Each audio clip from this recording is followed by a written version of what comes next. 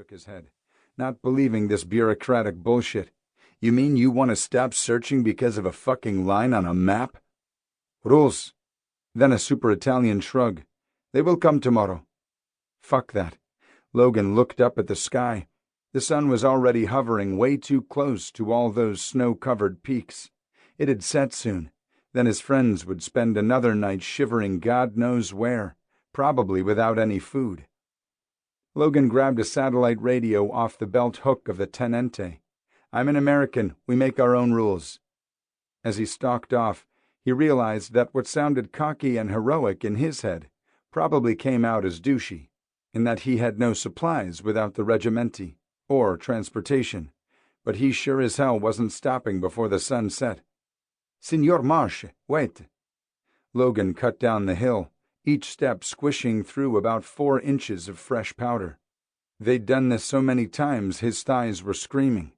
Leave the main road, hike down a couple 100 feet, look for signs of a crash that were probably obscured by the fresh snow, hike back up, and do it all again. No, he said over his shoulder. We're not actually at the border yet, right? Si. Then let's keep going.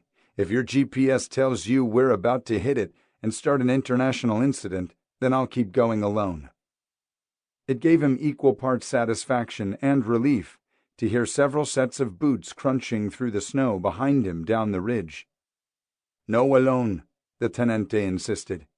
Logan kept slip-sliding down the hillside because they were running out of daylight. He'd only be able to push this so far. So he let out all of his frustration and fear as he yelled, "One person can make a difference between life and death. That's all it takes. One goddamn person. One person not giving up. One person giving it his all." Because if this ended badly, Logan gritted his teeth together so hard that every step made his jaws ache. If they couldn't find the guys in time, it sure as hell wouldn't be because he gave up. It wouldn't be because he got tired and wanted to take a load off. Bad enough that he'd missed getting on the bus with all of them. Maybe, just maybe, if he'd been where he belonged, with them, like always, he could have prevented whatever happened. That guilt snaked under his skin like a live wire, stinging at him constantly. What if this was all his fault, for ignoring his friends, not to mention the rules, and following his dick instead? So no, Logan wouldn't stop. Not today. Not tomorrow. Not until he found Griffin and Riley and Knox and Josh. Signore, no, go there. At the warning from the Tenente, Logan looked down. Yeah, there was another small cliff edge about 1 step in front of him, but not a chasm or anything epic like that, just an overhang of about 5 feet. He could belly over it and drop to the next ledge.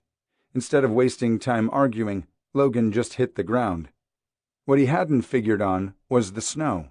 Cold, wet, more slippery than Tina Flaherty wielding a sponge in a bikini at the cheerleader's last car wash. Logan clawed his gloved fingers at the edge, but he might as well have been trying to hang on to air, which was all he was doing a second later. Logan felt pretty good about swallowing the startled yelp that almost escaped from his throat. Then he hit the ground, and that damned yelp escaped as something snapped when he landed on his wrist. He wasn't sure which sound was worse, the unnatural crack of his own bone breaking in half, or the high near squeal he let out. Didn't matter. He didn't need his arm to keep walking, to keep looking, to not give up. They all probably had injuries from exposure by now. Hell, Knox was a skeleton of a nerd. No muscle to absorb the hit of any injury. No doubt he was a walking scab, if he could walk at all.